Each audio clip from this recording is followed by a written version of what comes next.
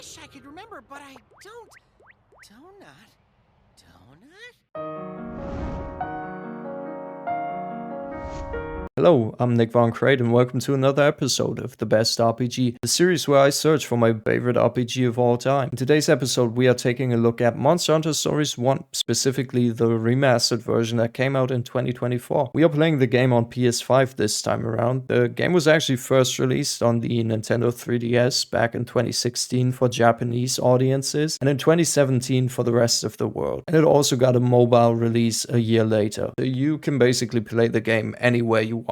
The game was created by powerhouse of the industry Capcom, joining forces with Marvelous, and it's been a while since we looked at a game from a bigger studio on this series. This time around, there's even a whole franchise attached to the game with 5 generations of mainline titles and a handful of spin-off games, which released internationally, with even more only being available in Japan and China. And believe it or not, this is actually my first experience with any Monster Hunter game. I was aware of this series existing. I do have a game or two because of PlayStation Plus, but I never actually got into the games myself. But when this video releases, the third game in the Monster Hunter Stories spin-off series, Twisted Reflection is about to come out, so I thought what better time to check out the series than right now. So welcome to the Best RPG and welcome to Monster Hunter Stories 1. This game honestly surprised me. I didn't have any expectations going into this, and it turned out to be a pretty decent game. So as you would expect, this game is a JRPG and plays similar to the Persona games more than a Pokemon game, which I think many people think when you are playing a Monster Hunter game where you can fight with the monster instead of just hunting them. So technically, you are not controlling your monster the whole time. You're just controlling its special moves. You fight alongside your monster in this game, so you choose your way of attacking and then the monster chooses its own attack, unless you pick a special attack for it. Then it does set attack. Now it has an interesting mix of combat aspects because it does use the rock, paper, scissor format, but the attacks are split into strong, technical, and speed attacks, with strong attacks being good against technical ones, technical being good against speed, and speed being good against strong attacks. But the game also has elemental attacks and weaknesses. These are connected to the special moves, as those can deal a certain type of elemental damage and monsters have a weakness to a certain type. But I don't feel like the system is presented in a way that you even realize it exists. So when you attack a monster and you use, let's say, speed attack against a strong attack, you still get hurt by the enemy's attack since you don't really stop them in their tracks because you picked the wiser move, which I find interesting since it's a head-to-head and you win it, so why am I taking damage here when I made the better decision? It's one of those things that irritated me a little bit. Another thing I found interesting is when you first fight a monster type, you don't actually get to see its health bar or the damage you are doing against it, which I have to admit makes sense since you wouldn't know how strong a creature is if you've never seen it. But it kinda sucks when you're going into a boss fight and you have no clue how long the fight is going to take because you don't see how much damage you're doing, and some boss fights felt really frustrating at points because I just didn't know if I was even doing anything to them. Like, sure, you have the damage that pops up, but how much does the enemy still have left? You may never know, and I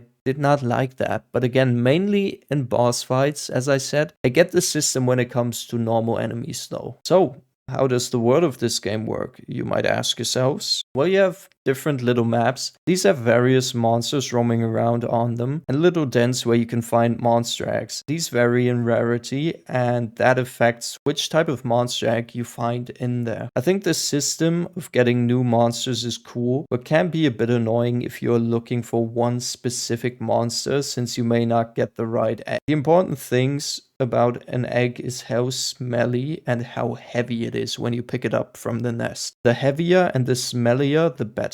Those stats become important later on since you get a rite of channeling system, which allows you to basically fuse monsters together and let one monster take another's stats. You can, for example, give your fire monster some water resistance from a water monster so that it isn't as weak against water attacks anymore. I think it's a really cool customization option in this game. And I think customization is what the game does best, since you can also change a lot about your own character. This game has so many weapons and armor sets you can craft or buy. And the coolest thing is you can change the color of your armor sets back in your base. Just a little thing, but for me it goes a long way. But I'll touch on it when we actually get to the story recap. I gotta say though, the story is very basic, so don't expect to get another Expedition 33 here. It is still really fun, but also very predictable. Anyway, let's recap the story and then sum up the game.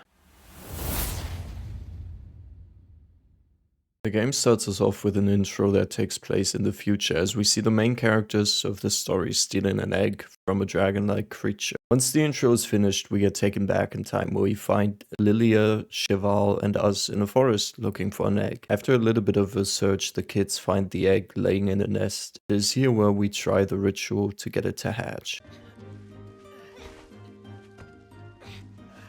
Okay, I guess it's not a problem then.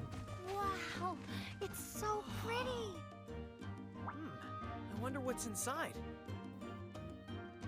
Probably a dragon. I feel like I've seen it before in the Monsterpedia.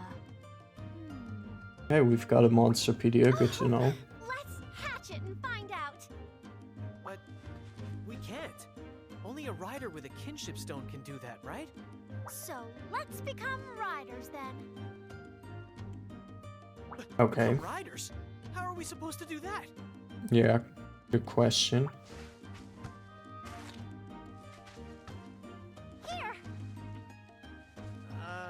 We'll do the rite of kinship ourselves. First, hold up your kinship stone.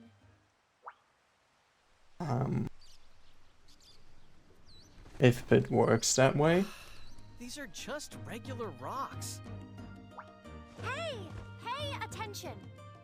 This is a sacred ritual. Be respectful. Yeah, be respectful. Whatever you say. Next, we formally introduce ourselves. Now, tell the egg your name.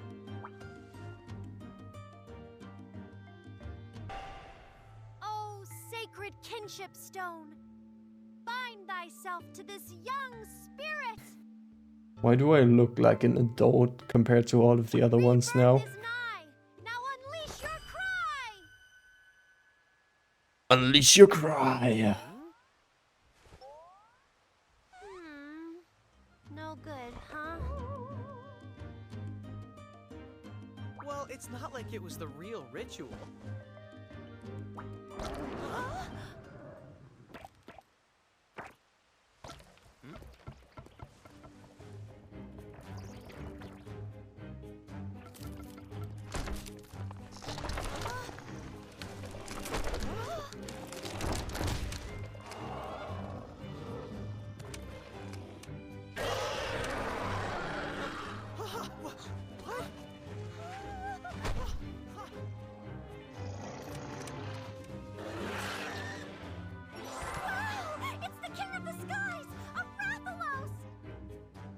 So quick assumption, I'm assuming this is the pre-story to the intro, how we meet the dragon from the intro.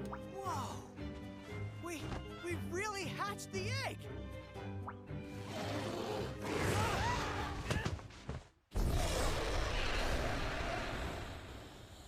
Watch out!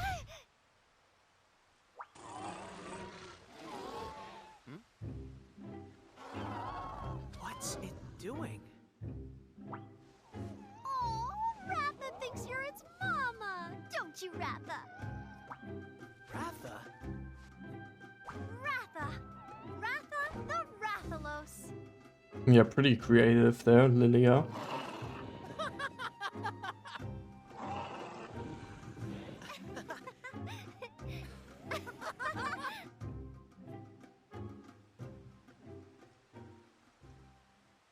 With Ratha now hatched, the kids return to the village where they get in trouble. Since the forest is strictly off limits, they weren't allowed to enter it. And as punishment, they have to step up to Chief Omna. Unfortunately, it is also here that the village gets attacked by a creature called a Nagakuga, which moves in a deep purple mist. This was actually foreshadowed during the trip to the forest, as you can see the flowers dying in its presence. It seems as where it goes, death follows.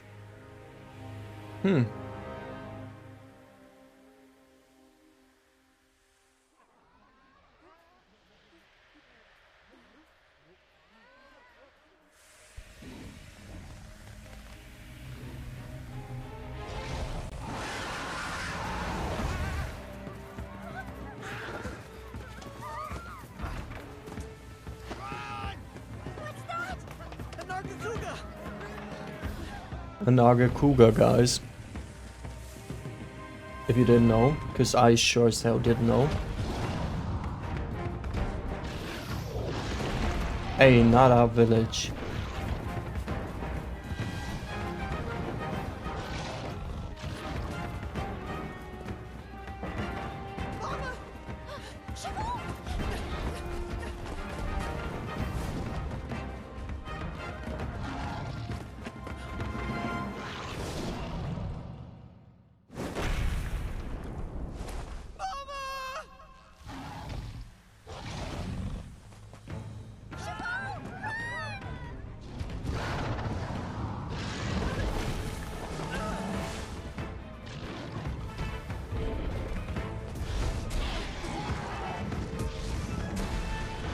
And I'm assuming this is gonna be where it gets the eye scar. Maybe? While saving us.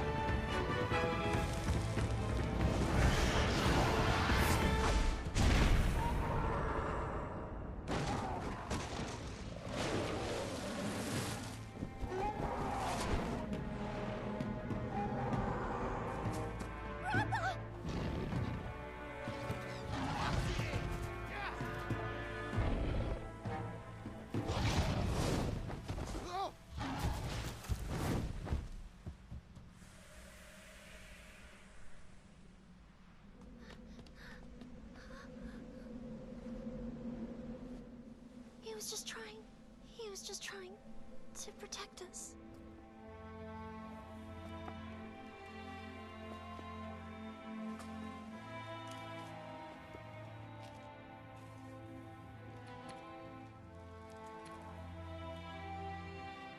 Mama. Why? Why did this happen? I'll never forget. The story picks up 1 year later, the village still trying to recover from the attack, Ratha vanished and never returned, and today marks the day of our rider trial. If we succeed in our trial, we can officially become a rider. Before we meet up with Chief Omna, we run into both Lilia and Cheval. Lilia is excited and wants us all to celebrate this occasion, since shortly before it was our turn, Cheval became a rider himself. Cheval on the other side couldn't care less. Still broke from the loss of his mother, he dismisses us and moves on with his day. Time for the Hall of Rites, where we get given the kinship stone and our first monster. Maybe. Now then, shall we? O sacred kinship stone. Ha! Show us your power! Parti, mato, kasi, paye, mati, la, shi, pati. Rebirth is nigh. Unleash your cry.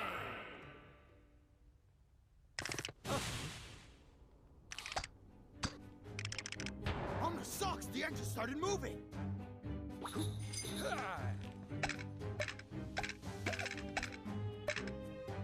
That's awesome!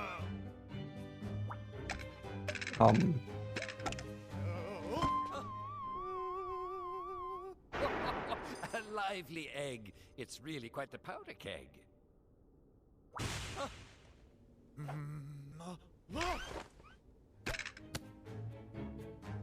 Oi, don't just Oh, it's the stand there cat right thing. after that egg. Whatever its name is. The one from the intro. I didn't think it would be a monster, I thought that was like a creature.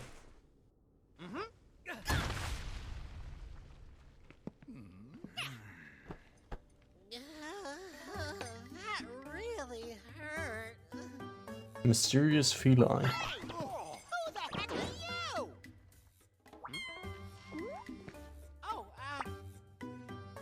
Oh, Nick. I'm forgetting my manners. I should introduce myself first, huh? Yep. I am a wandering feline hero. Name Pending. Nice to meet you, Pending. Oi, you messed up the ritual. Sorry, I didn't mean to. I was just walking by and exactly then saw this exceptional egg. So what you're saying is, you were hungry. Heroes never get hungry. So it's not Look, actually we're a kinda doing monster. ceremony here, so get lost. Shoot, shoot. That's rude, dude. Just who do you think you're talking to, huh, pal? That's quite a spine on this feline. Of Now course. What to do? May I leave it to you? Yes, sir. Marvelous. Now here's the deal. First the ritual, then your meal. Food? For real? Yep. Aw, you're the best! Sweet! Then it's settled. I'll stick around and lend you a helping paw. I've navigated all around the world, so I know lots of useful stuff. And since I'm so knowledgeable, call me Naviru. Naviru. Okay. Off the food, and he Naviru. pulls a complete 180. You were in the middle of a ritual, right? I'll help you out. It's like I'm playing Persona 5. Feline is here to stay. So, let's get the ritual back underway. Okay. Let us.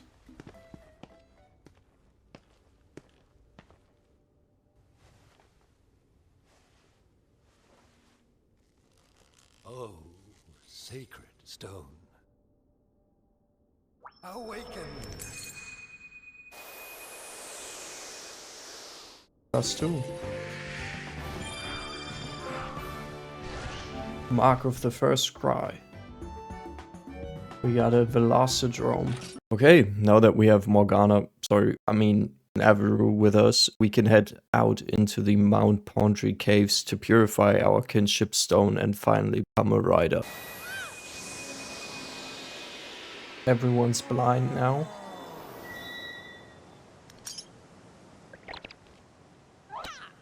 Awesome! Now you're a 100% fully certified real-life rider. Come on, Okay. buddy. Let's head back to the village. Adventure awaits. Ride on! I like how there's a voiced line in there for the main character. My Hell whiskers no. are tingling. I can feel a weird presence around here. It's that thing again.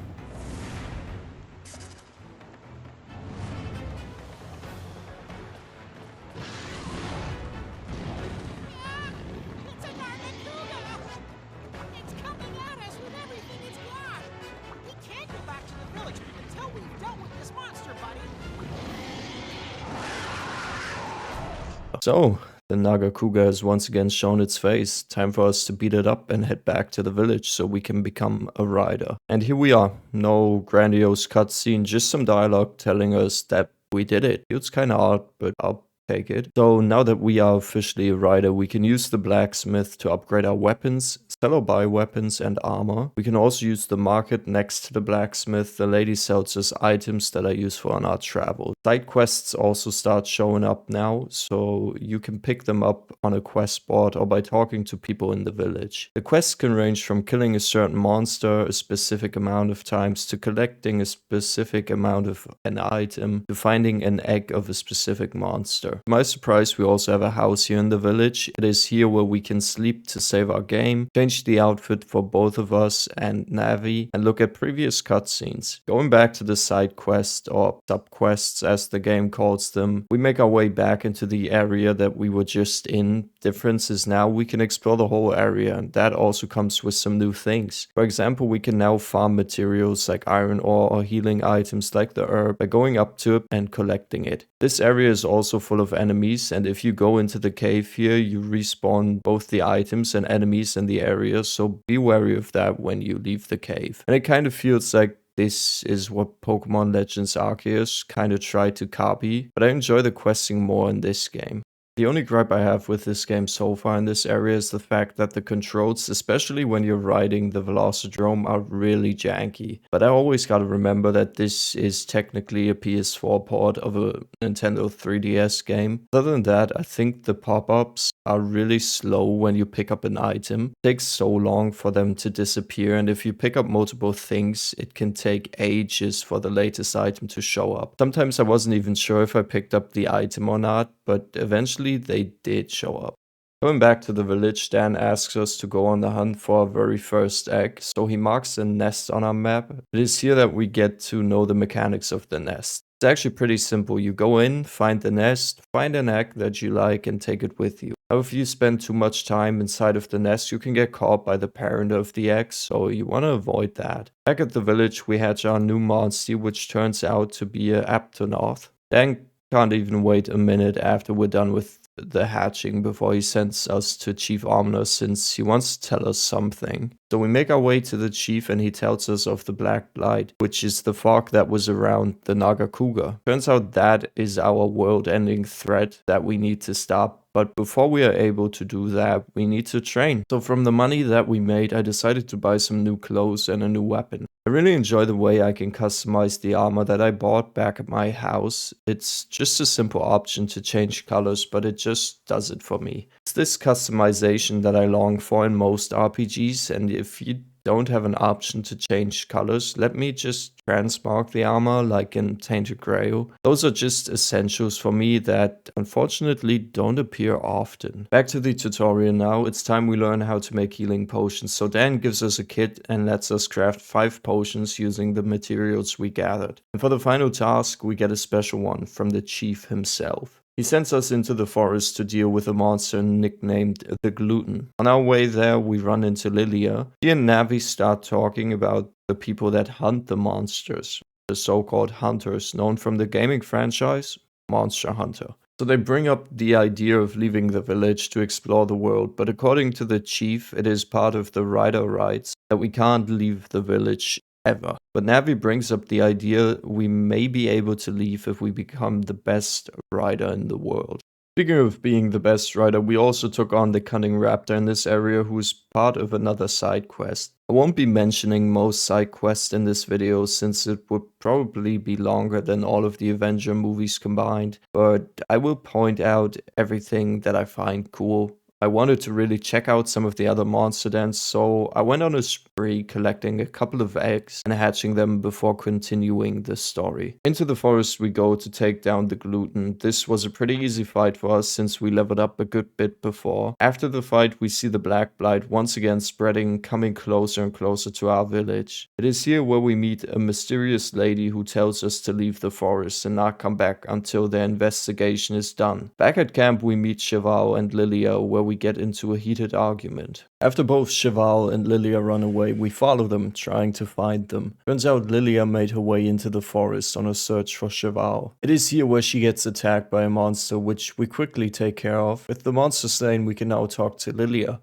But before we get a word out, the mysterious woman once again appears. This time she informs us that Lilia was actually poisoned, and she has the antidote with her to help Lilia. Turns out the captain isn't alone, as Papin shows up too. The game cuts to the next day here, and we find ourselves in the village with Captain Simone, Papin, and the rest of the village. This is the moment that we find out who we are really dealing with, the Scriveners. They are here to investigate the monsters and the Black Blight. Hearing what adventures the Scriveners have to offer, Lilia decides she wants to join them on their journey to learn about the world. The chief allows it, and after a little convincing, Simone decides to make Lilia her apprentice. So here we are alone in the village with both of our friends on their own journeys.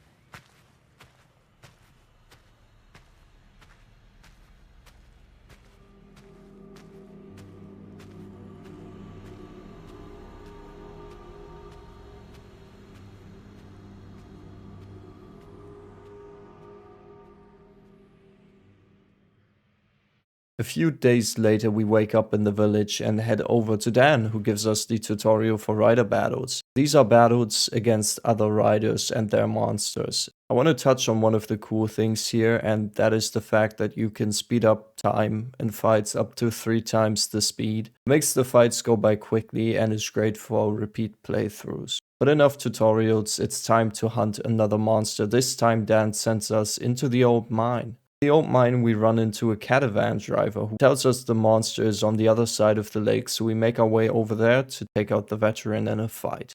This is where the retreat feature gets introduced for the monsters. After beating up the monster, they can retreat, which means they run back into their nest where you can find them and end them once and for all. And obviously you can steal an egg while you're there. So we finish off the monster and head back to the caravan driver with the wheel the veteran stole from it. This unlocks the caravan for us, which is like a taxi service that takes us from point A to point B and will be more important later on. Time to talk to the chief now, who tells us the Black Blight was seen close to the village, so we decide to head out on our own and see what the fuss is all about. Our search takes us back into the forest again. What I like about it is the fact that they add another bit of the forest area every time you return, so it's not just the same one room you walk through. At the end of the forest we find the Forbidden Land, which has a huge crystal that reacts to our kinship stone. Hey, buddy! I've seen this before! It's a kinship ore! I wish I could remember, but I don't. Donut? Donut?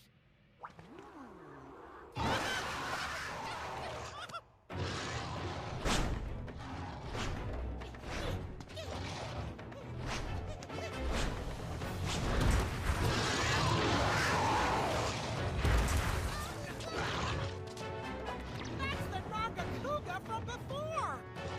That's right, buddy! Right on! This time we'll settle it!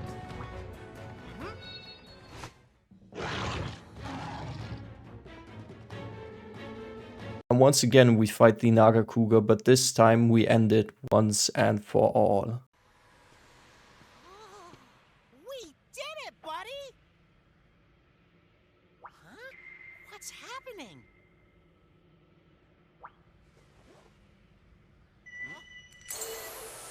Your kinship stone!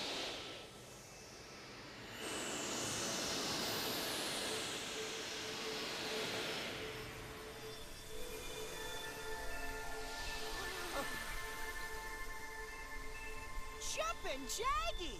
It purified the Black Blight!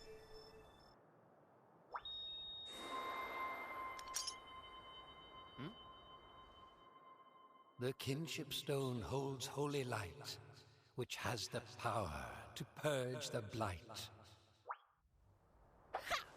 Oh, it's so sparkly! Sparkly like us! Oh.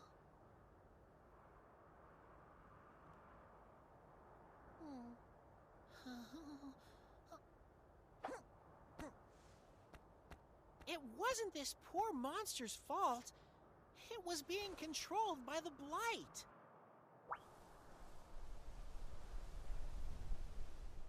As we make our way further up the hill, we get a nice view of the whole world.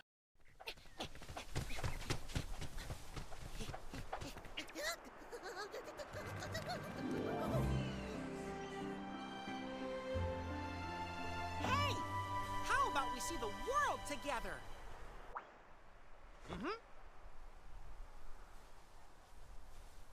Watch out, world!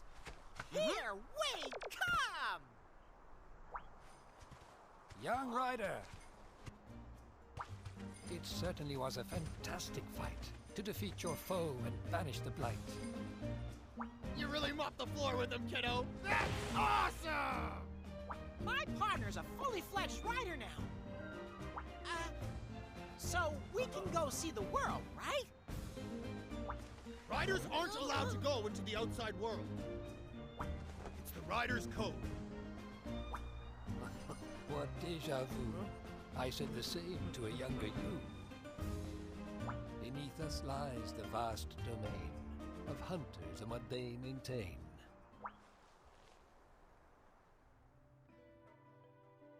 Those who hunt, those who rear. Each has their way, that much is clear.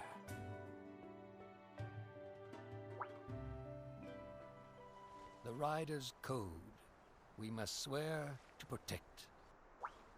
But to following one's path, I would dare not object.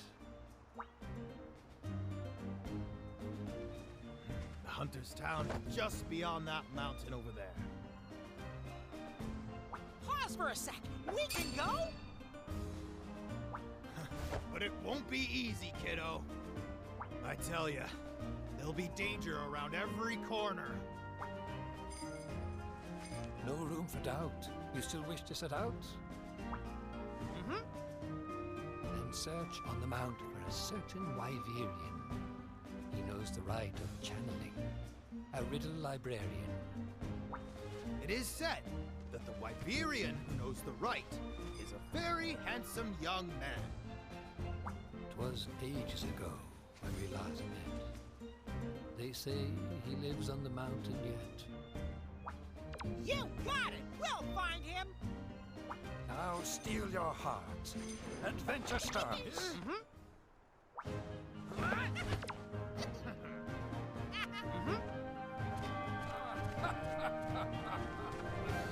You'll do awesome, kiddo! We're rooting for ya!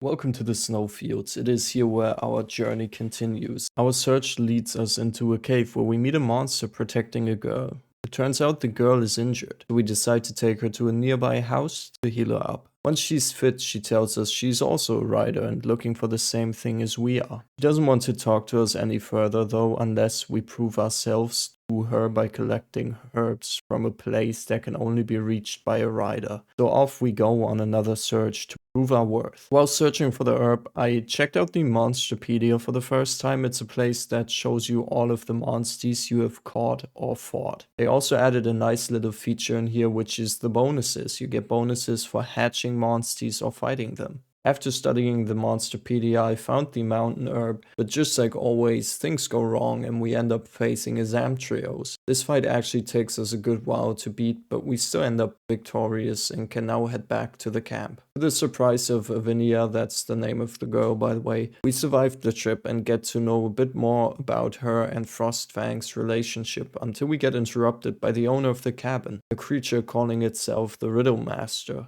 He allows us to stay in his cabin, but only if we bring him hot spring dumplings. Where do we get them? At the rock baths. What's the challenge? Well, of course there's a rampaging monster in there that we need to take out. So off to the rock baths we go to slay yet another monster and get some dumplings. Would you look at that, a big boy's guarding the springs. Well, time to strike it down and get a bath on. Well, it turns out that we aren't the only ones at the bath, as we run into some hunters that are resting in the hot springs. This is the first time we actually run into hunters, and also the first time they apparently see a rider, since some of their dialogue says they have no clue what a rider is. After our quick stop at the springs, Avinia remembers that she was attacked by a Kezu in the tunnel that, surprise, we need to go through to reach Gildagarin. Back at the cabin, the Riddle Master gives us a new riddle, asking us to find him a specific type of monster, but all we want to do is get the right of channeling. And since it doesn't matter what we want, let's find his stupid monster. 45 minutes it took me until I finally got the egg. It might just be my fault that it took so long, but we're not gonna talk about that.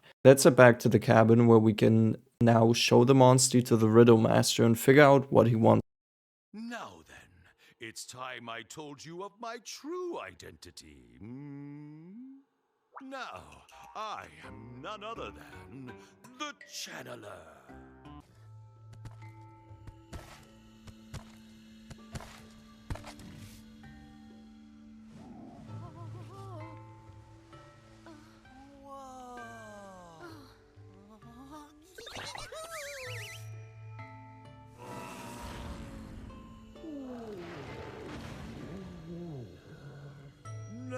then, two bonds become one. Now, do you see the answer to the riddle?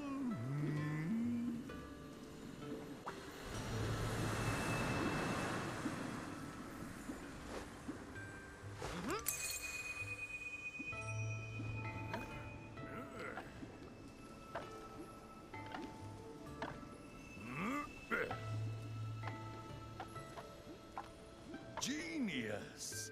This is your answer.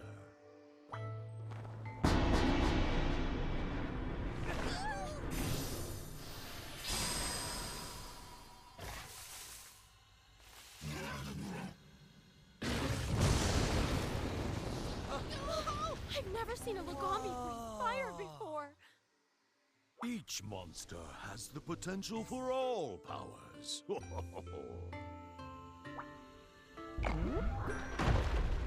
And with channeling, we can awaken those hidden powers, can't we? Hidden powers? So that's how it can breathe fire now? Its power was just sleeping, but now it has awoken, hasn't it? Aha! So, if we use channeling, we can awaken powers in our monsties too. Yes, yes.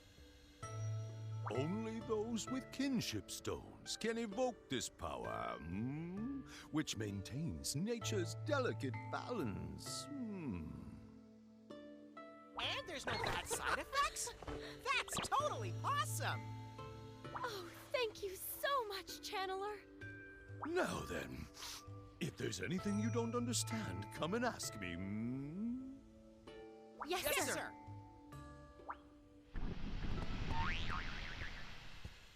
Yeah? Are those balls of steamed moss? My hot spring dumplings? So, you mean hot spring dumplings are actually...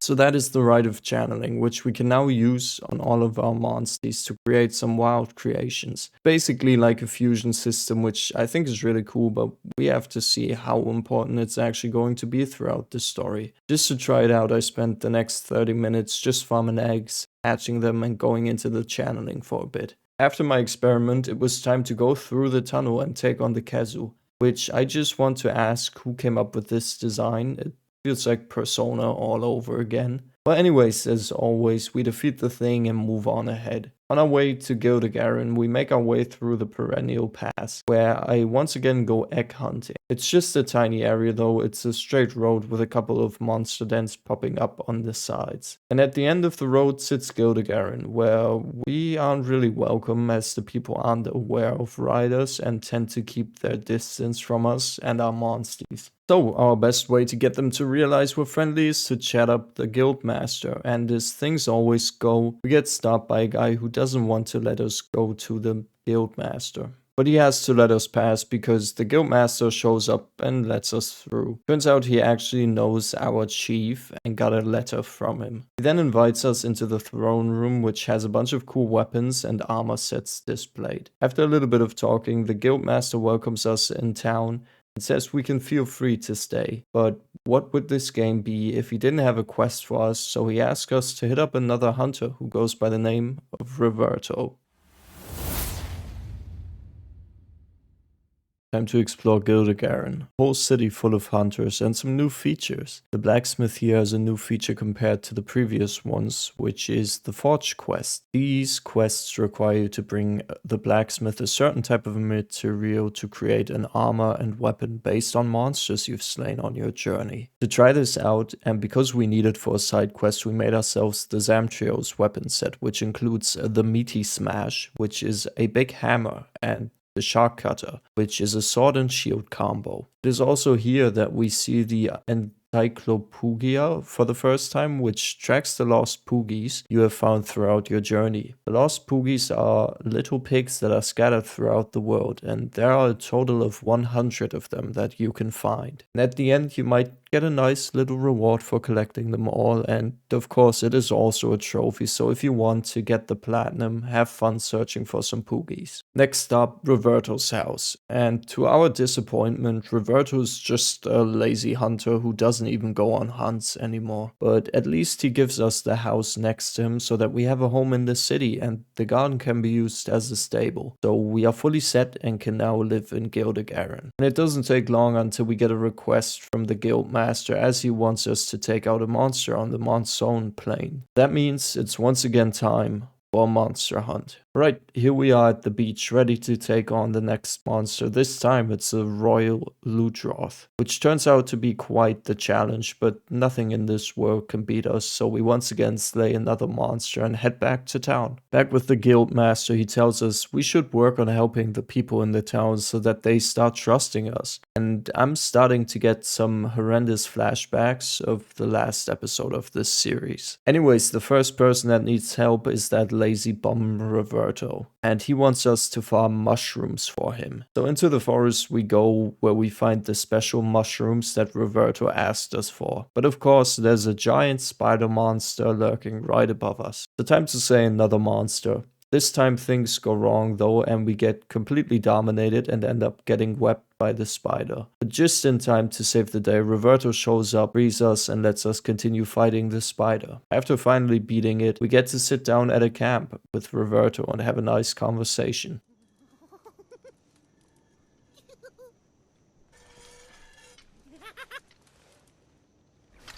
All right, dig in. Just try and stop me!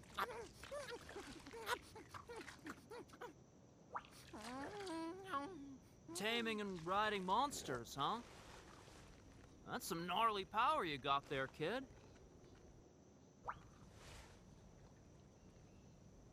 Our bonds with our monsties are all about kinship. We're at least 120% in sync. In sync, huh? That totally reminds me of something my old teacher once said. Be the forest, become the beast.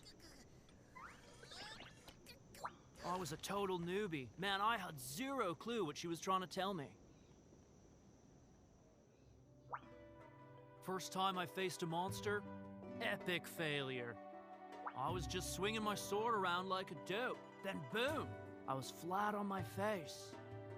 I thought I'd lost. Like I totally thought that was the end for me. But then, I heard the whisper of the wind, the sound of water flowing. I was like, whoa, the wind was my breath, the water was my blood. I felt totally alive. When I came to, the monster had collapsed in front of me, and I had a vision.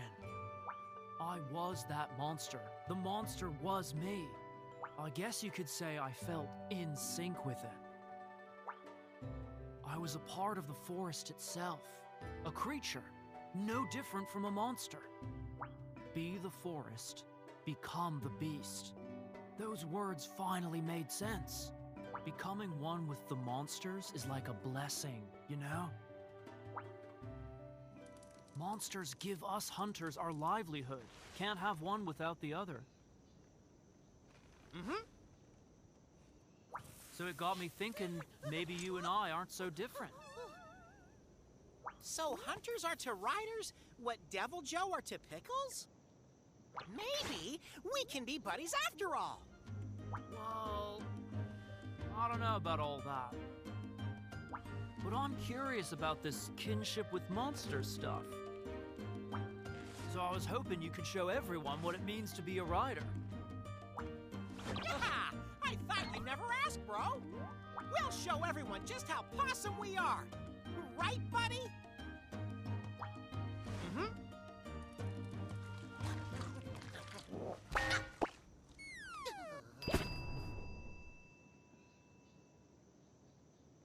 Back at Roberto's house, we get a surprise visit from Captain Simone. She tells us about something strange happening in the desert nearby, and also asks us to check out a monster that has been acting up. We go and find said monster out in the plains, and during the fight, it actually summons a blighted monster to help it. After defeating it, we can catch up with Simone, who sets up a mission to figure out what's going on in the desert. We are invited to join the hunters on this mission, so off we go into the desert.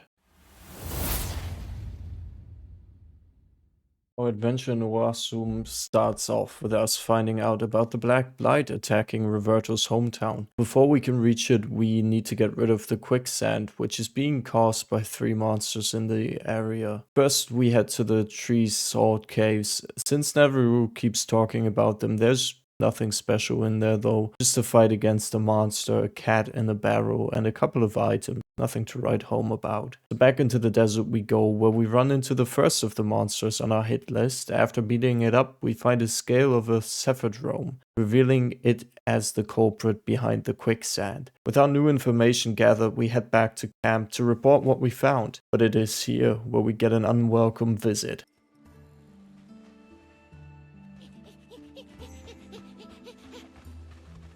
We solved the mystery of the quicksand. It's a cephadrome. Dude, that's a total bummer. They hide in the sand. Real hard to take down, bro. Then what are we supposed to do? Well, you've got the weapons. Now all you need is the courage.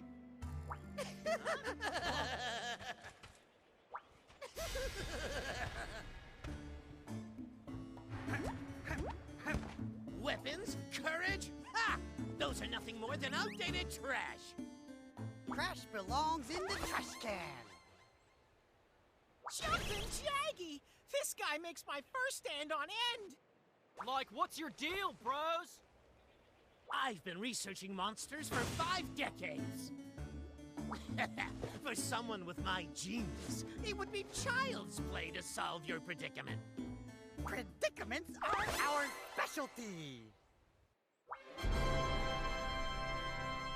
When it comes to slaying monsters, weapons and courage are superfluous. The greatest tool in solving a problem is the mind. That end. The ability to fully utilize the power of one's genius. Right, Mr. Dr. Sir? I was supposed to say that, you runt. Now behold the fruits of my genius and ability.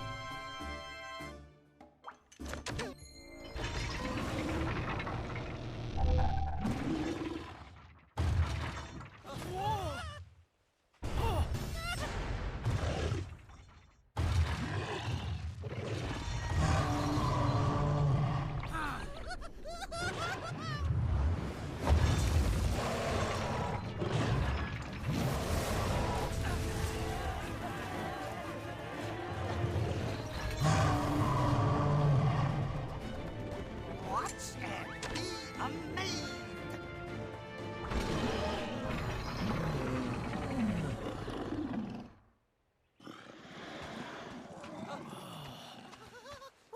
What's going on? Did they somehow tame that monster? Observe the apparatus attached to its body. This allows me to control it with great ease. Let the monsters defeat each other. There is no need for us to dirty our own hands. All you have to do is press the button like so. Dude, that's not right. You crossed a line, bro! Right or not, this will be your deliverance from the terror of that cephadrome. Take a good look, all of you. This is The beginning of a bright new era in human history. Interrupt me again and you're monster chump! Whoopsie! Now let's get on with the show!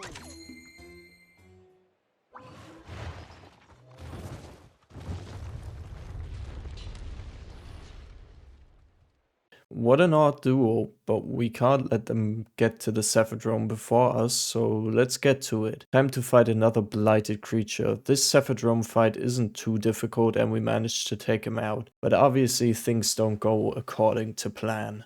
Yeah, now that's the power of kinship. That quicksand really sucked. Looks like that Cephadrome was behind it all. Awesome! Now we can get into Albarak's village.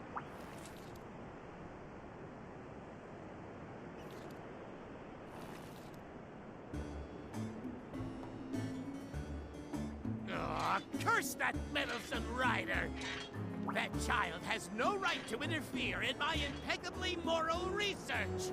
Oh, so that's what a real kinship stone does, huh? Pretty cool.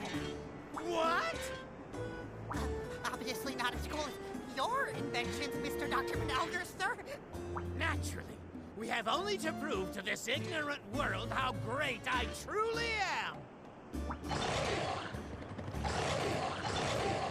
What a distracting racket! Shut it up for me, will you? That's weird. Button isn't working. Curses! What a time for the controls to fail!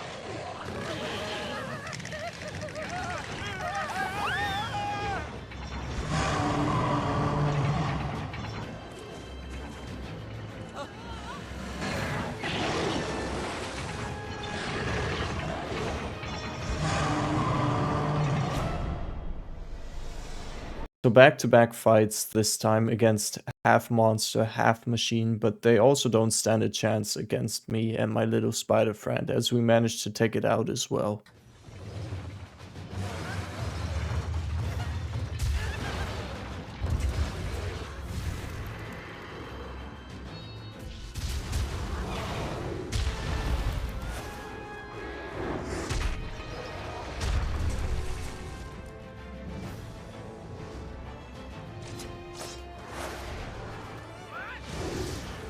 What are you doing? Stand aside! I just saved you. Don't get in my way! You've done enough! The poor Baroff can't even move anymore! Huh? Cheval, is that you? Threats to people must be exterminated. No exceptions. Still following the Rider's code? How naive. Maybe we'll never see eye to eye. But if you're a real Rider, you should focus on stopping the Black Blight.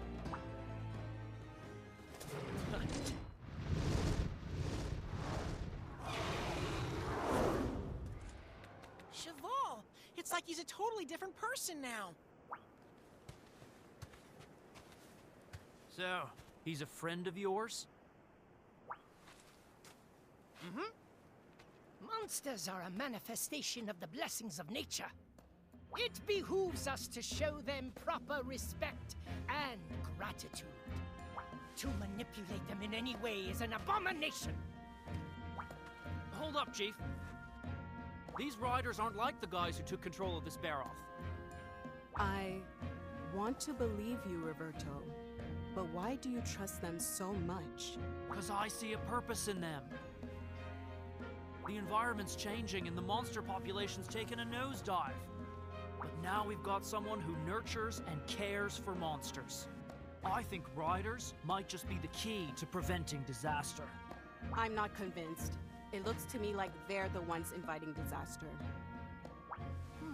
Riders, you say? Roberto, I take it you disagree with Fahali's view. I don't know, but it's way too early to just condemn these kids outright. How about it, Ryder? Care to show us what you're made of?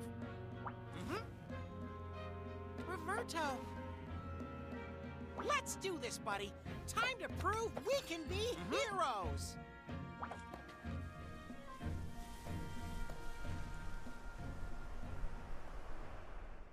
Well, that was an interesting comeback. I really thought with how the intro portrays it that Cheval and Lilia would be with us throughout the whole story, but this is an interesting turn on events. Even if I find the good kid turning bad because he lost someone cliché kinda meh, It does kind of excite me to see where this goes. As of this moment, my initial thought is, please don't go for a heroic sacrifice to become a good guy at the end. It would just all be too cliche for me. Right, enough talking. We need to take out a blighted Diablos to finally free Alberax from the Black Blight, so let's hunt a monster. This one is another one of the tougher matchups in the game, but I feel like I'm finally getting the flow of combat, so after some back and forth, we finally slay the Diablos just for Anakin Skywalker over here to show up and ruin the celebration. Yeah, it's just like before.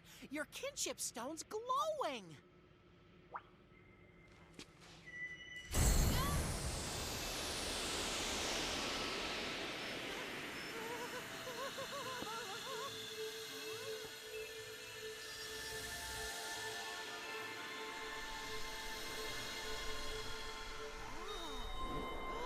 It changed color. The purification powered it up.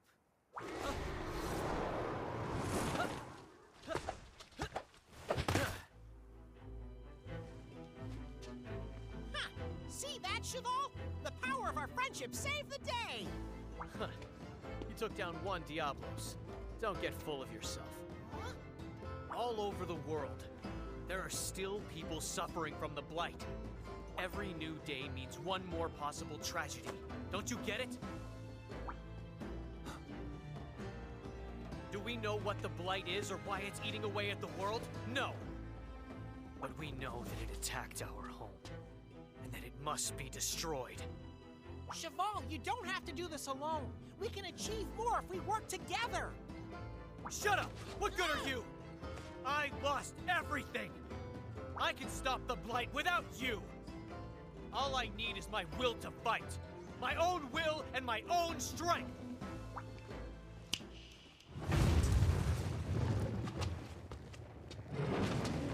We're done.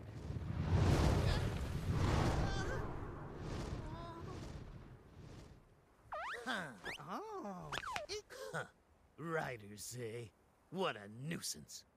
We pick up again a couple of days later back in Alberax, where we gained the trust of everybody, and now we have one more mission to fulfill. That is to help in rebuilding Alberax. It starts with us freeing the water source of the village, and then we need to hire some cats to help with the rebuild. But they need to have a certain item to start working, and that leads us into the introduction of a new mechanic in the game, the expedition. It is here where we can send out our monsters to do various things, from farming XP to gathering all of the different materials you can use for crafting. It's kind of like a job you give to them where they disappear for a couple of hours or minutes to do the request. Pokemon had a similar system in Sword and Shield, and I think it's a nice addition, especially if you want to level up your monsters in the background. After finding the material, the felines get to work and build up the whole town in a day. Not only the people of Alberax that notice our good work, as the royal scriveners decide to show up. This time the captain stays home though. We get a visit by the man named VC Pappy, or whatever he wants to be called, but he isn't alone as Lilia has joined him. They want us to come with them to continue our little journey. So I guess as soon as we moved into Alberax, we already have to move on into another town. Well, it is what it is. But quickly, before we move on, I want to mention that we can build a rider arena in the town, which allows us to take part in rider tournaments and matches, which I think is a neat addition to this game. Okay, on we go now. So let's meet up with Lilia and head back to Gildegarren to talk to the captain about our new mission. The scriveners found out that the mysterious doctor comes from the Dovin volcano, so it is our job to go looking for him there. There's only one problem: we can't get there right now. We also hear that people are talking about a rider showing up in the city, so we go to investigate, and it turns out it is just a guy pretending to be a rider, and he's selling fake kinship stones. And we can't let that happen, so we let him know that we are real riders and ask him where he gets the stones from, and as it turns out, he gets them from Dovin volcano. So another reason for us to hit up that place. As the fake rider runs away from us, we hear that something's going on at the port, so we make our way there to figure out what's happening.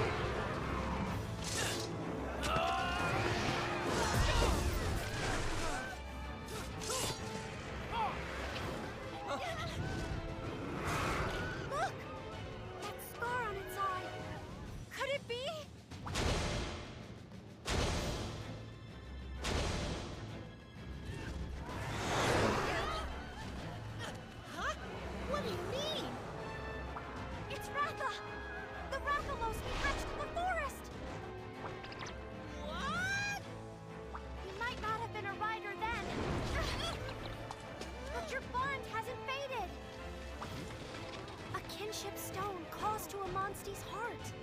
I think the kinship stone might have brought him here to you. Maybe the kinship stone can calm him down.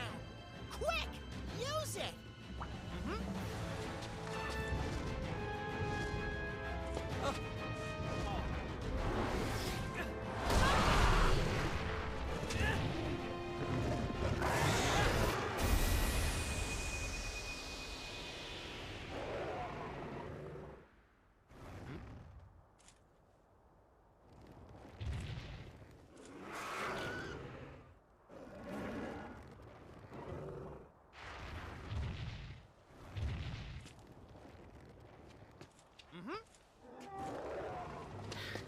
See? It is him! It's Ratha!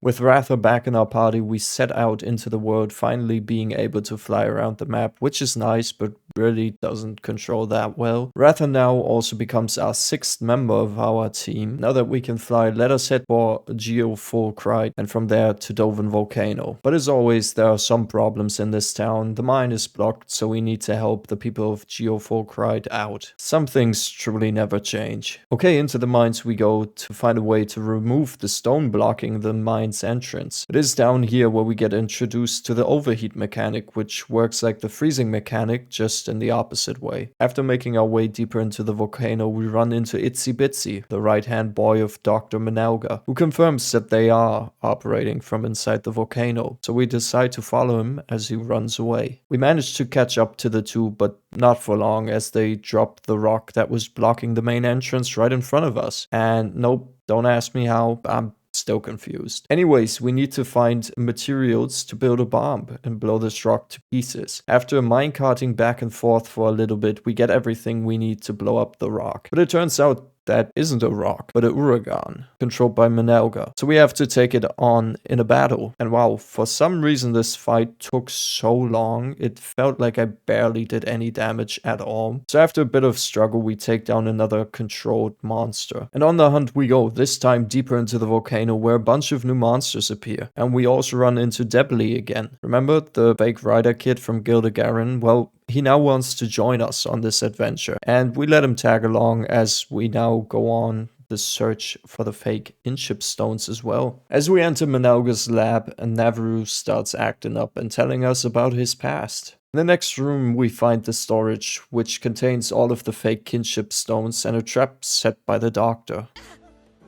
Oh, hey, this ain't no kinship stone. Shenanigans, these are fakes. Huh? What? Fake? They're so shiny. I thought I'd sell them and make a mint. What's that doctor gonna do with a bunch of fake stones?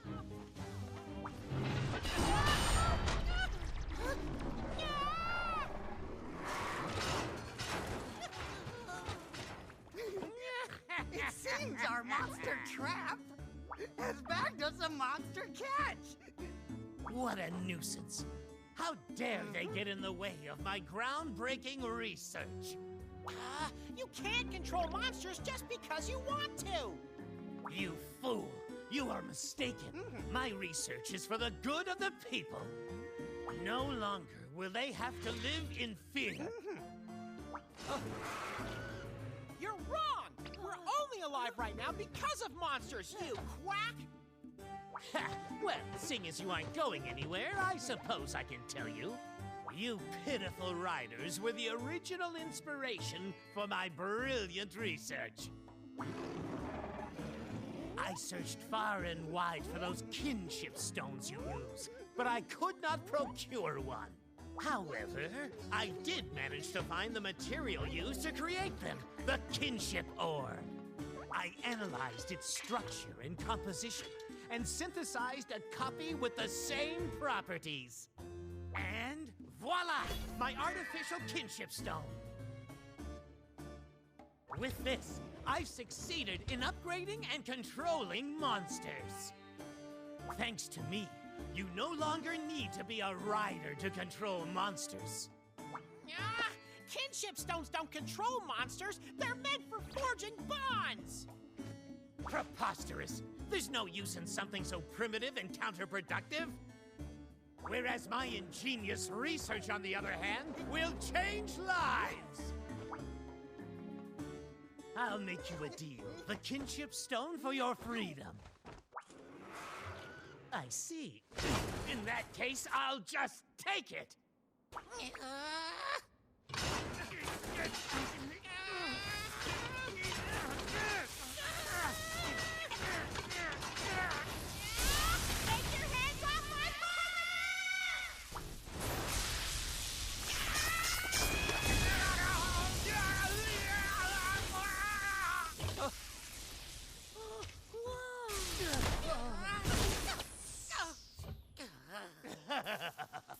You're that stray feline I picked up before. Trash like you will not defy me. Assistant! Trash belongs in the trash can. Down in the garbage area, we find another feline. This one's called Floof and is part of the numbers, which Naviru also was a part of. The numbers are felines that got experimented on, and now it's our job to collect all of the 4 remaining numbers and free them from this place. So we enter the kinship stone lab, where we run into Fifi, another one of the numbers. We send her to the meeting spot and explore the lab a little bit more. We find a note telling us that the lab key is hidden under a giant skull. We know that the skull is hidden in the specimen room, so we go over there to grab the key, and as soon as we do that, a mech monster attacks us, which we obviously defeat once again. This brings out Cryo and Beats, who are hiding in the giant skull. And with the lab key now in our hands, we can free the rest of the felines locked away in a prison. So we open up the prison cell, and the felines help us open up the gate at the back of the area, which leads to a big room where a rematch with the Barrett EX is waiting for us. We take it out, and in the room we also find Specs, another one of the numbers, who is knocked out cold and lying on the ground. So now that we have everyone, let's meet back up. Everyone's here, right? 5. For our super epic escape plan to work, you were the key. Huh? Me? No way! I can't believe you'd forget about the plan, and us. Oh, my bad. Hold on, sweetums. Would number 5 really forget his dear old friends? Surely there must be a reason. Remember, kittens, we have always been there for each other. We've always dreamed of escaping, right? If we keep believing in our dreams together, we can accomplish anything, sweeties. These were your words, 5. Yeah, it was an awesome speech. I know! If he were to observe the device, it would stimulate his memory! Right. Let's show him the device. What device do you mean? It's this baby! The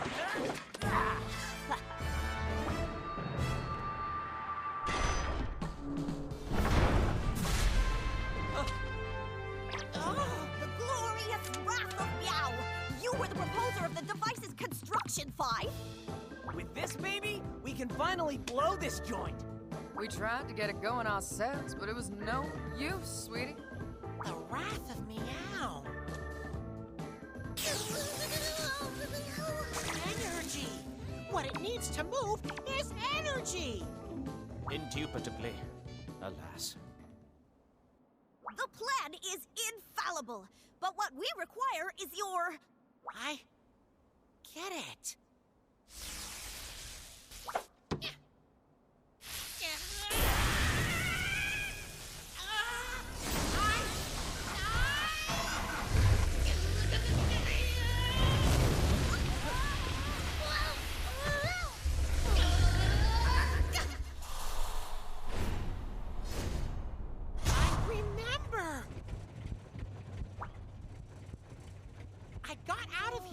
fell in the ocean. That must be how I lost my memory.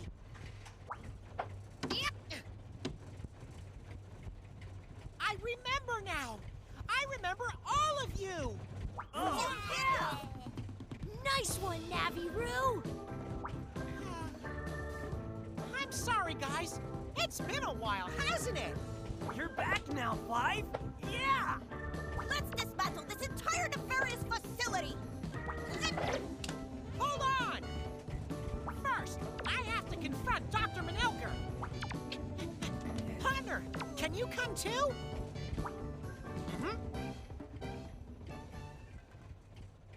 With Naviru remembering everything, it's time to put an end to Manelga, so into the elevator we go to confront him. So here we are fighting another of his creations. This for me was one of the hardest spikes in difficulty in this game, as I tried beating him multiple times before I just decided to do every sub-quest in existence because I couldn't beat it. But after a bunch of leveling and adjusting, we finally managed to beat it once and for all.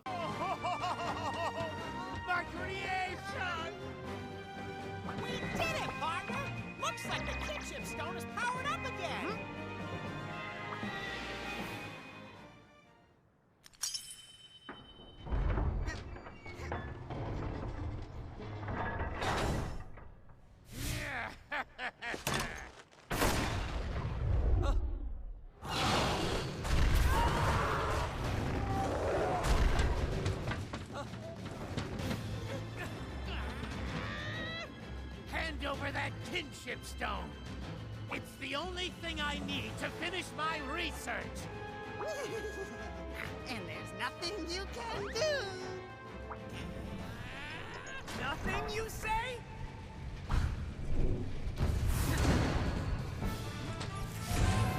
I guess we'll see about that. Buddies! My loving creations. You would dare get in my way? Hey! Hey!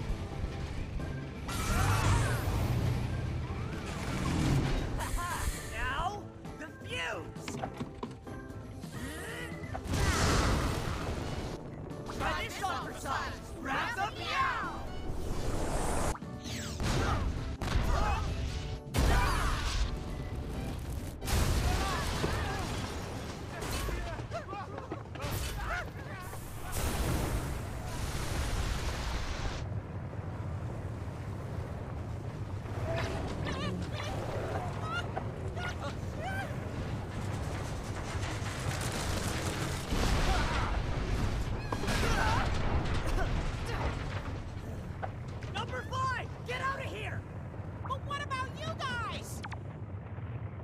Don't worry! We know this place like the back of our paws! Take your friend and hightail it! Uh-huh. Verily, we shall see you soon, Five. Got it! We'll see you in town!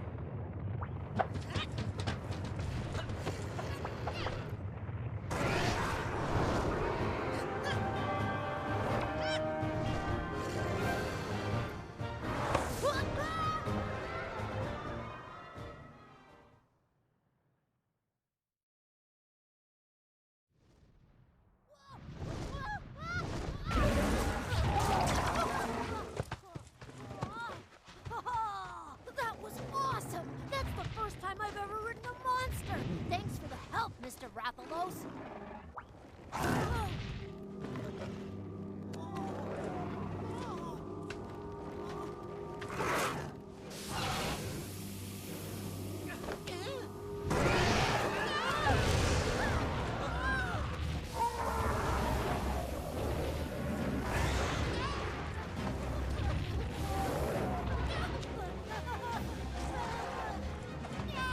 We got claws for concern! Ratha's blighted! Your kinship stone! You can use it to stop the blight! Huh? Amelia!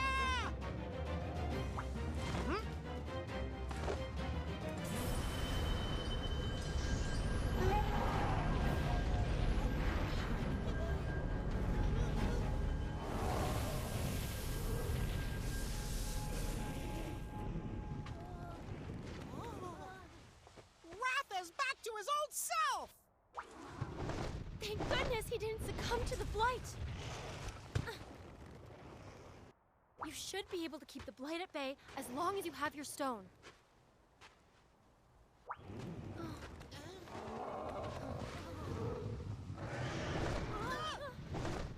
The blight has taken it over. And it should be dealt with. Huh? Shabo! What are you doing here? You're not working with the doctor, are you? Huh. I work with no one. The kinship stone can stop the blight! The blight can't be my partner in Ratha! I'm supposed to believe that? Well, if you won't do anything about it, I will! What do we do, buddy?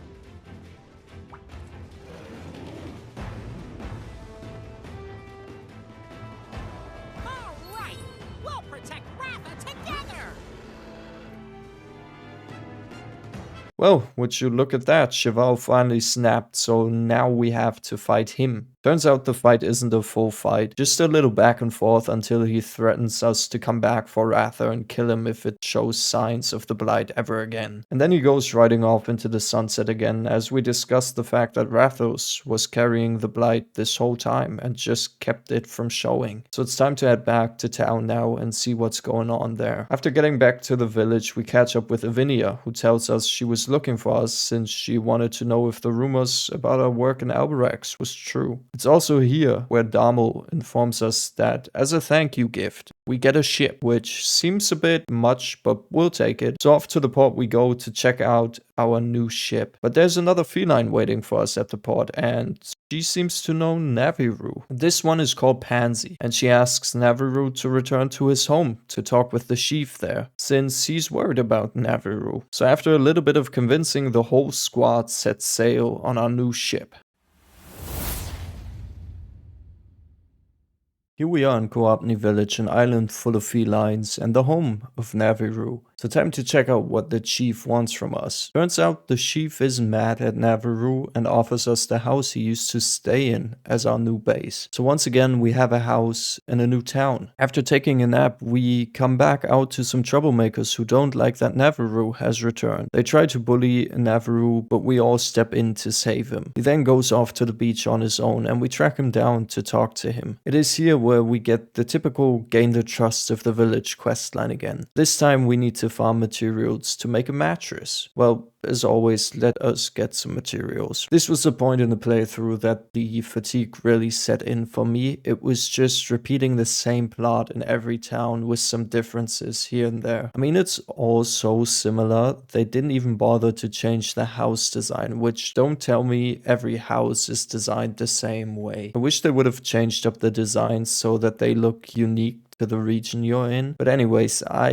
have hit the point of I just want to finish this, so let us gain their trust now. All we have to do is slay a couple of monsters, get their feathers, and go back to everyone, and hey, they like us now. So back to the chief we go, where we get informed that the Black Blight has also reached the island, but we need to figure out where it is, which seems kinda odd. I mean, they know it's here, but don't know where. Sometimes it's just better to not question anything. So let's go to the beach to see what we can find there. As soon as we reach the beach, we get attacked by a catcher-watcher, which is quite tough, but we manage to beat it and find some blighted part on it. We head back to tell the chief about this, and she tells us that Pansy is waiting for us at the beach. We go to talk to her, and she asks if Naviru can stay on the island, but before he can answer, Pansy gets kidnapped by a blighted monster, which looks like a dragon. So off we go to save Pansy from the blighted creature. We find the nest of the creature on the beach, so we go up there and challenge it to a fight. This is the first time I didn't struggle too much with a blighted monster fight. They for some reason always seem to be a challenge for me. After beating the monster, Naviru uses his power to finish it off once and for all. Now we just need to pick up Pansy and head back to the village where everyone is awaiting us and thanking us for what we've done for them. Tiger even asks Naviru to stay in the village, but he decides he wants to finish our mission. We also get informed that Lilia sent us a letter asking us to head back to Gildegarren as fast as we can. Lavinia and Debly decide to stay back at the village while Naviru and I go back to Gildegarren. But first it's time to say goodbye to Pansy and off we go to save the world again. Back in Gildegarren, Lilia informs us about a legendary rider called Radahn, who together with his white dragon Aversa Pietru saved the world from the blight before. So Lilia's plan is to go and find the white dragon so that we can stop the Black Blight. And our first lead is a mural hidden in the Babler rainforest, and that is where we're going right now. As we enter the rainforest, we come across the legend that is VC Papi, who tells us the others are already at the ruins of Radahn deeper in the forest. So we make our way into it and catch up with Simone and Lilia. Now all we need to do is just find the mural somewhere in these ruins.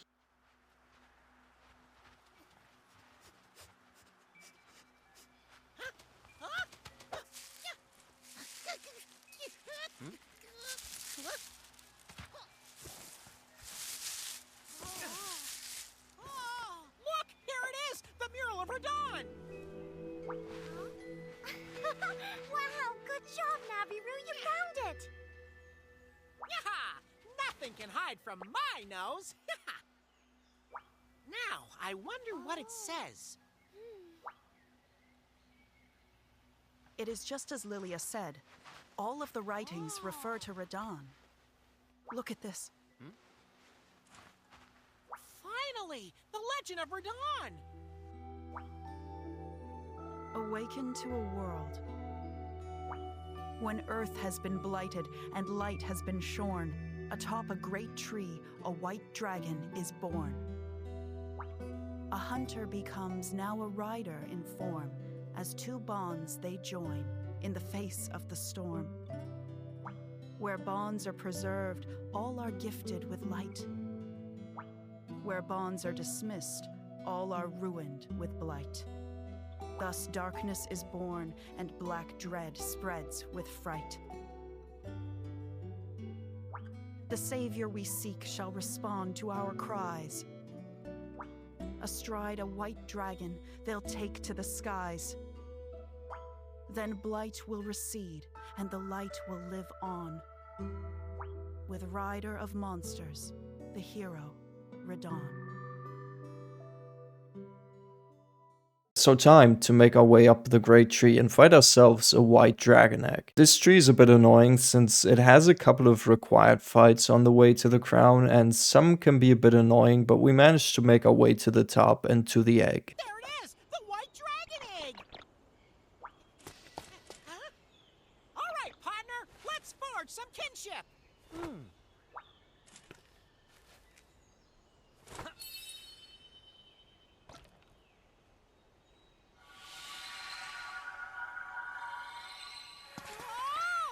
That's what I call a legendary dragon. It's still an egg, but it's already flying.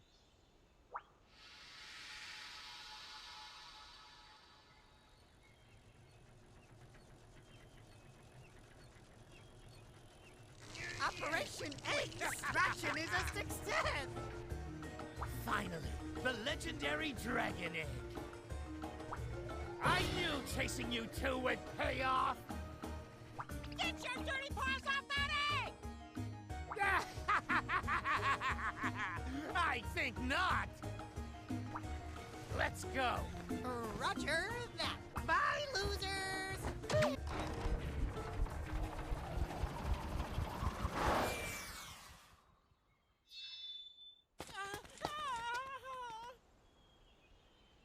So our next mission is simple. Go around and cleanse the kinship ores. Well, this should be fun. Off to Hakum village we go.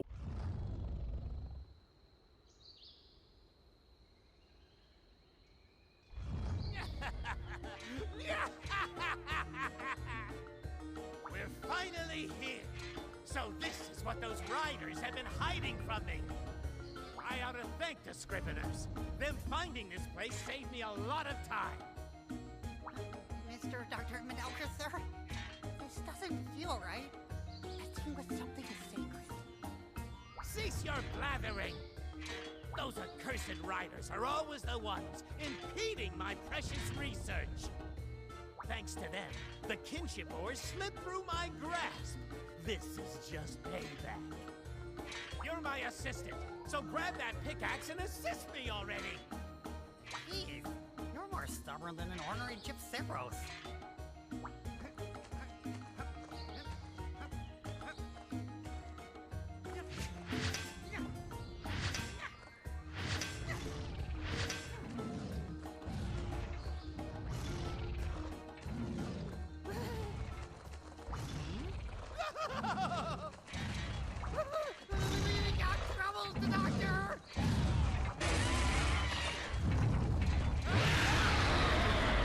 So, our next target is simple. Go to the Mount Pondry caves and purify the kinship ore. And here we are back in the caves. I like the little detail that every monster on the way here is blighted. It adds a little bit of detail to it. It makes it feel like a real danger. So anyways, of course, things don't go according to plan and someone's already waiting for us in the caves.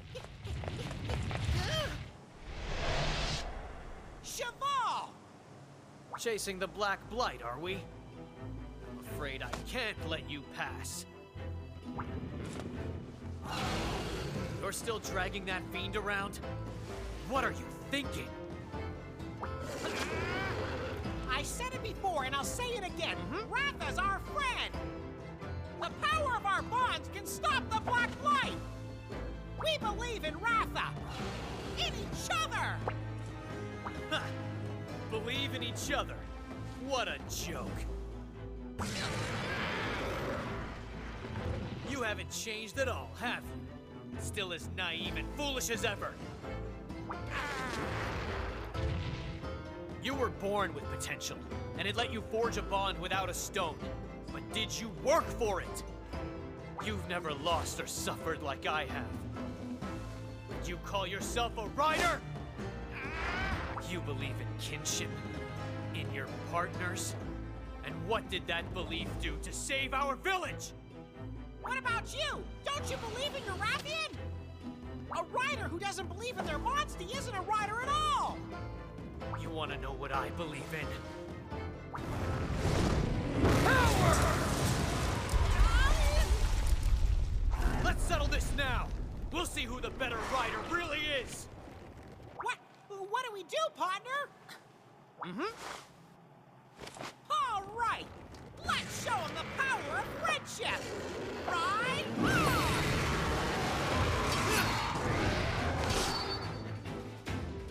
So here we go again, another fight against Cheval and his Rathi, which isn't till death once again, it's just until he's had enough. Now that that is out of the way, let us purify the kinship ore. This one is being guarded by the Tigrex that we saw earlier. Again, we beat it up a little bit until it's done for and then purify this place. Well, it turns out the doctor is also still alive and trying to get Cheval to become the rider who flies on the white dragon. This kind of makes me feel like my prediction from earlier is gonna come true eventually. After returning from the village, we find out that 2 more kinship ores were found. So next up we had Tukuapni and the Bapta rainforest. First we head into the rainforest where we have to get through a maze-like structure which leads to the kinship ore in the middle. But if we take one wrong turn, we end up back at the start. The important key here is to follow the light. There are lightning strikes appearing on certain paths and we have to follow these. Once we reach the middle, we find a tree with a hole inside of it that takes us down to the bottom. And for a second I thought we were in a Souls game here. At the bottom, a Kirin waits for us, which is a unicorn-like monster. After beating it, we figure out it is actually the protector of the ore.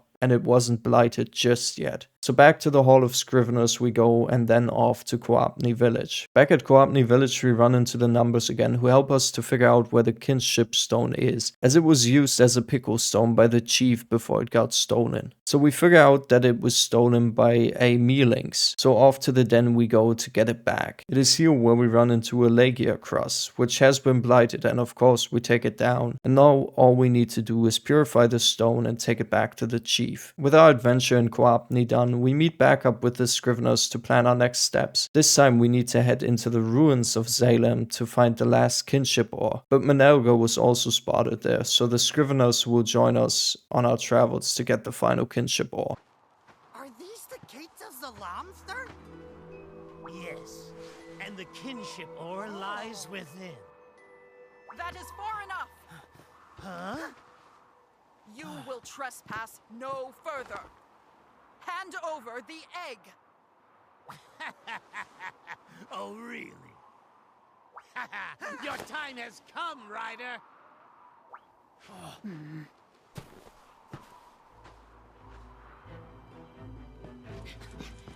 Chabal! What are you doing with the egg? I'm going to destroy the Black Blight. I'm going to end this. But that dragon's meant for Radon!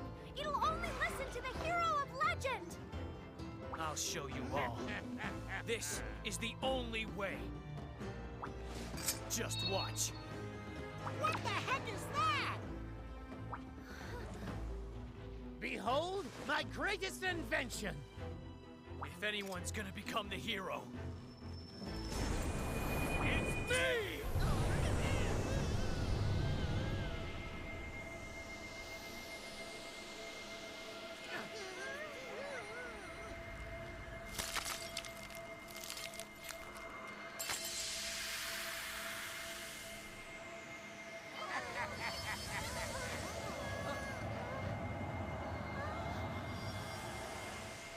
The white dragon.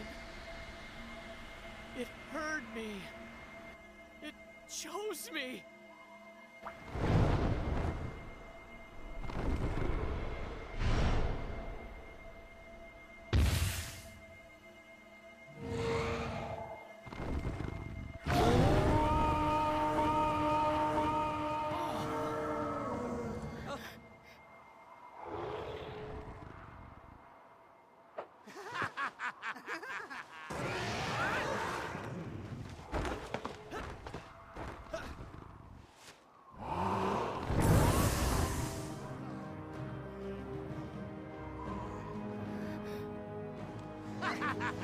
The hero Radon has returned!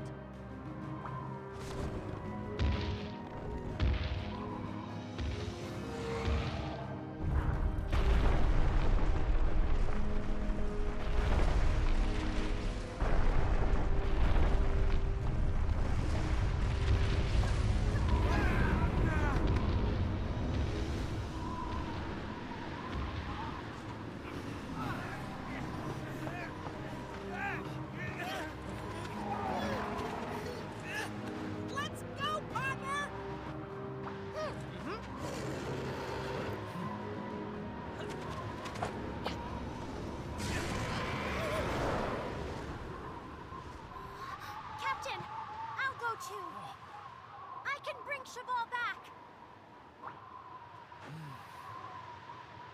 There's nothing we can do, but they can. Only the bonds between these kids can bring back the White Dragon now. I understand. Lilia, the bonds between you three are strong. We are putting our faith in all of you. Yes, ma'am.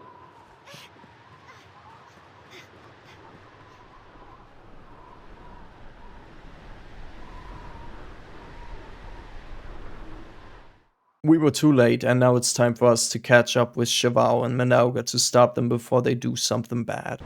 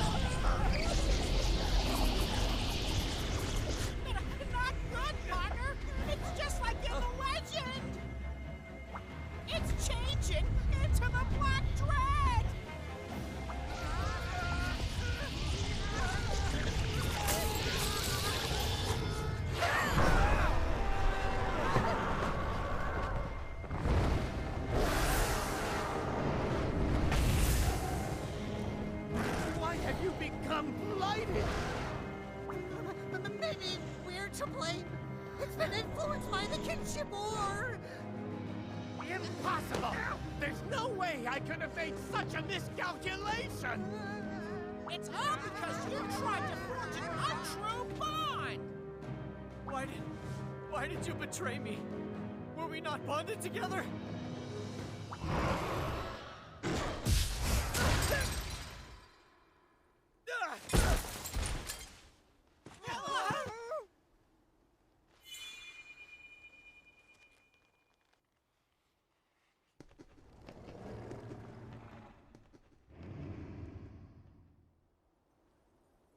The first to betray the kinship bond was me.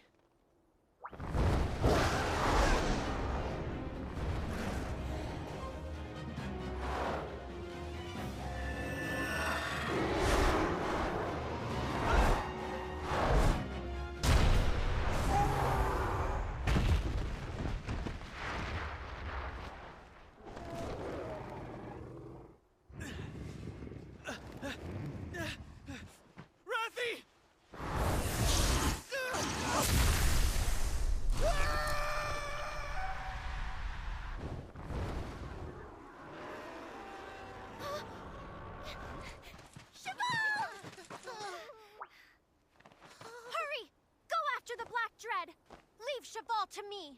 Well, it turns out we are too late and the Black Dread has risen, but Cheval got what he deserved here. I told you this was gonna happen eventually. Lilia goes to look for Cheval and we need to stop the Black Dread since we're the only competent person in this world, apparently. I just want to mention that this whole mountain area here is probably my least favorite to traverse out of all of the maps, since you need a jumping monster to be able to reach half of the areas, and everything feels so far apart. If I want to search for an egg here, I have to jump across so many platforms to get to the den and then somehow find my way back. We also run into the typical problem I have with this game in general. Every time I hit a big story moment, it's followed by me having to do a bunch of dens and random fights or subquests just to level to be able to do certain fights. The game has that stop and go feeling where I just have to stop to grind in between the story, and it does take me out of it a little bit because I want to know what happens next and not turn around and spend the next hour watching YouTube while mindlessly killing monsters for XP. After enough grinding, we make our way up the ruins until we get a cutscene of Lilia finding Cheval. We make our way to the top where the Black Dread awaits us. Unfortunately, we are way too late.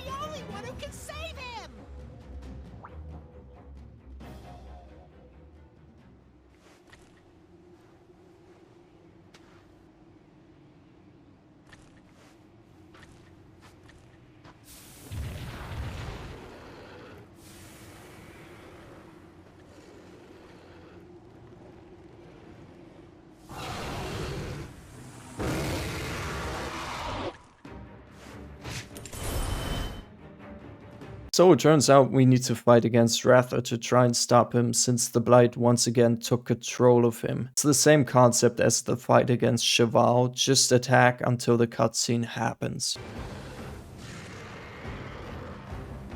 Do it now, partner! Use your kinship stone!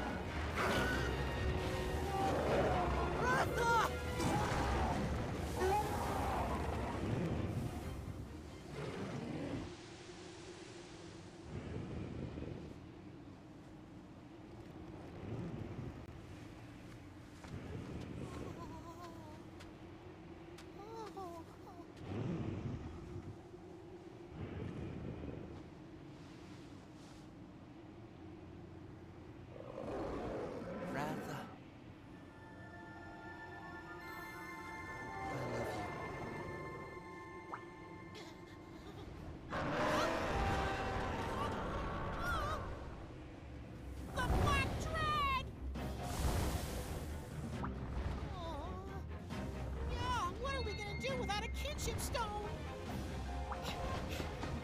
Don't give up! It's not over yet. Believe in your bonds. What are you meowing about? Wrath is hurt and we don't have a kinship stone! We don't have anything left to fight with! I was wrong. Kinship holds power. Even without a stone, our bonds remain. That was the lesson Rathy taught me. Riders and monsters are bound, soul to soul, heart to heart. You know this better than any of us.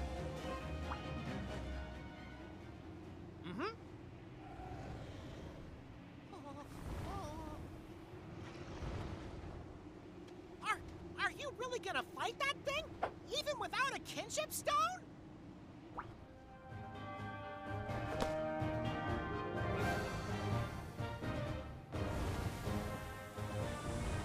Have you lost your yarn balls? You can't defeat it on spirit alone! Huh?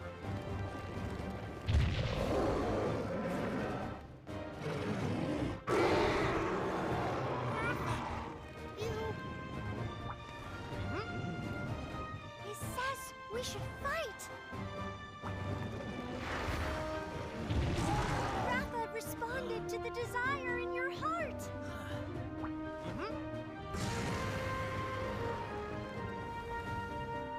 Yeah, that's my partner! Putting the wreck in reckless! Okay, time to ride on! Let's show this doofus the strength of our kinship! Ride on!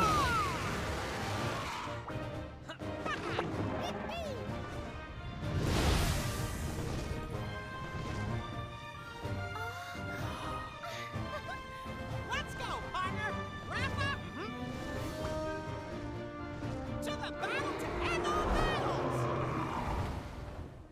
Okay, with Ratha now back on our side and our kinship stone destroyed, it's time for us to somehow try and save the world. This fight actually turns out to be a bit more difficult until Ratha decides that we should ride him for a combined attack, where we use our powers combined with Naviru's to attack the Black Dread.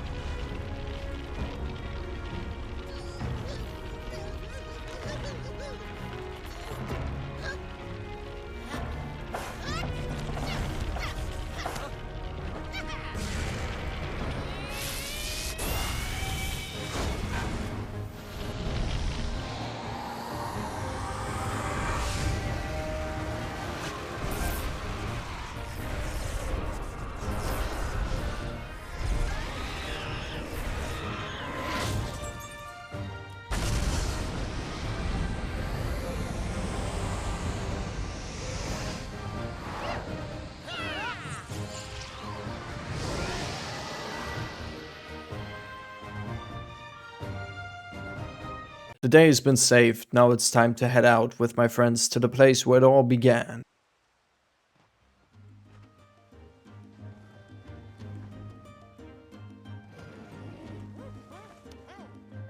Kinship never fades. Let's join together. One more time.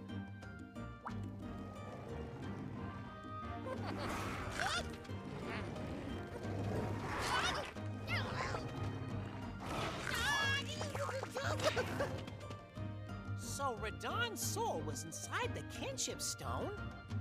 In that case, I guess I'll be wanting it back, huh?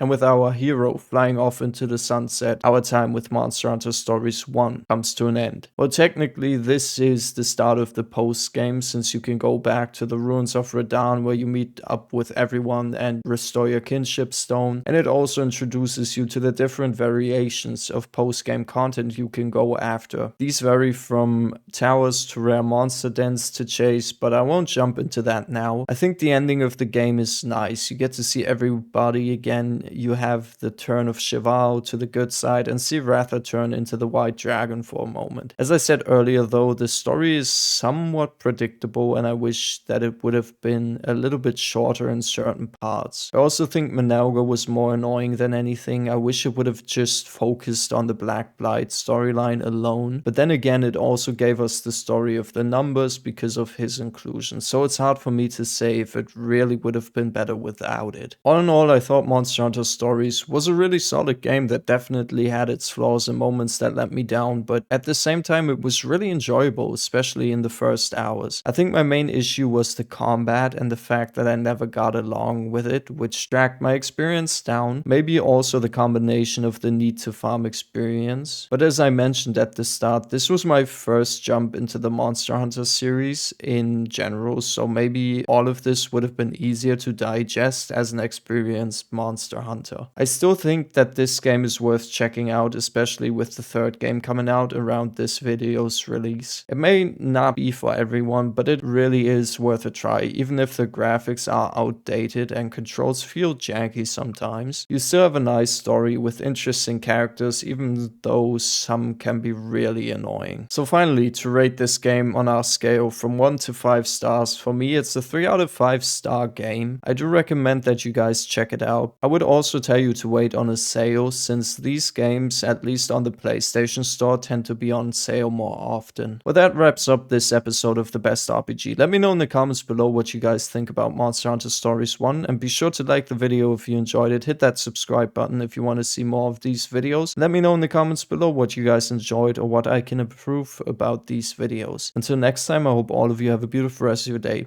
Good night, whatever time it is for you, and I'm out. Peace.